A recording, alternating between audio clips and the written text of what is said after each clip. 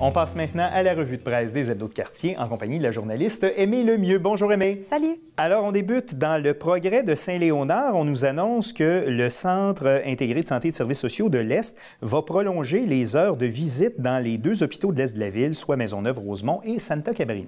Les visiteurs auront maintenant droit à des plages horaires élargies au cours de l'année 2017. Au CIUS de l'Est de l'île de Montréal, on indique que la présence des familles auprès des patients les aide à un meilleur établissement. C'est donc forcément un argument pour élargir ces plages de visite-là. Pour l'organisme de santé, ce sont maintenant ces 15 centres d'hébergement qui seront ouverts aux familles 7 jours sur 7, 24 heures sur 24. En milieu hospitalier, par contre, les contraintes, elles, sont plus nombreuses et les unités de soins ont chacun leur spécificité. Donc, la même flexibilité des horaires de visite n'est pas possible. Cela dit, au CIUS, c'est une très bonne nouvelle pour l'année 2017 au niveau des familles et des patients, certainement.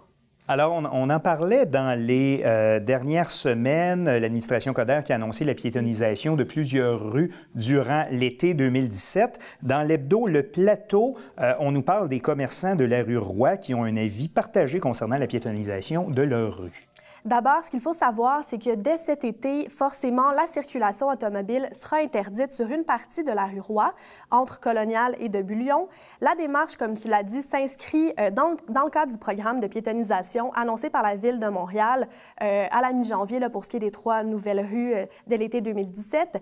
Les commerçants et les résidents sont inquiets, d'une part, possiblement moins de stationnement pour les visiteurs et les clients, peut-être aussi une hausse de bruit la nuit comme la rue sera maintenant piétonnière. Un commerçant, de son côté, n'y voit tout simplement même pas l'intérêt, c'est-à-dire que comme la rue comporte beaucoup de condos et de commerces, l'initiative devrait probablement être implantée dans un autre secteur, donc il y a moins d'intérêt sur la rue Roy que sur l'avenue Saint-Laurent, par exemple, sur le boulevard Saint-Laurent. D'autres commerçants, d'un autre côté, des commerçants se disent plutôt satisfaits et espèrent que ça amènera plus de Montréalais sur la rue Roy. Voilà, piétonisation qui est prévue aussi sur d'autres artères, entre autres sur de l'Église dans l'arrondissement Verdun. On poursuit dans la nouvelle Hochelaga Maisonneuve. Il y a des sites d'injection supervisés qui ont été autorisés par le gouvernement du Québec qui attendent maintenant l'approbation de Santé Canada pour voir le jour. On attend donc l'ouverture du site d'injection dans Hochelaga Maisonneuve pour ce printemps.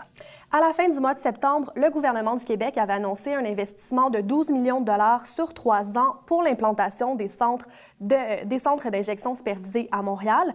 Depuis, 3 organismes communautaires travaillent à l'aménagement des locaux pour accueillir le service qui, d'ailleurs, serait le premier en ce genre-là au Québec. Il ne manque finalement que l'approbation de Santé Canada qui doit finalement accepter que des drogues seront utilisées sur les lieux.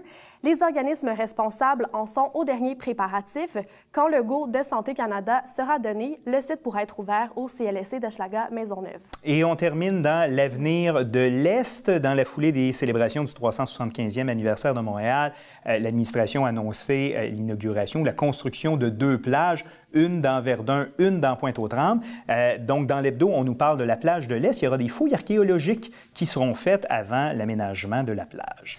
C'est le 13 janvier que l'arrondissement a lancé un appel d'offres pour des services professionnels en archéologie. Le site aurait un potentiel archéologique en raison de son emplacement près du fleuve Saint-Laurent et d'autres sites archéologiques ont déjà été répertoriés à proximité.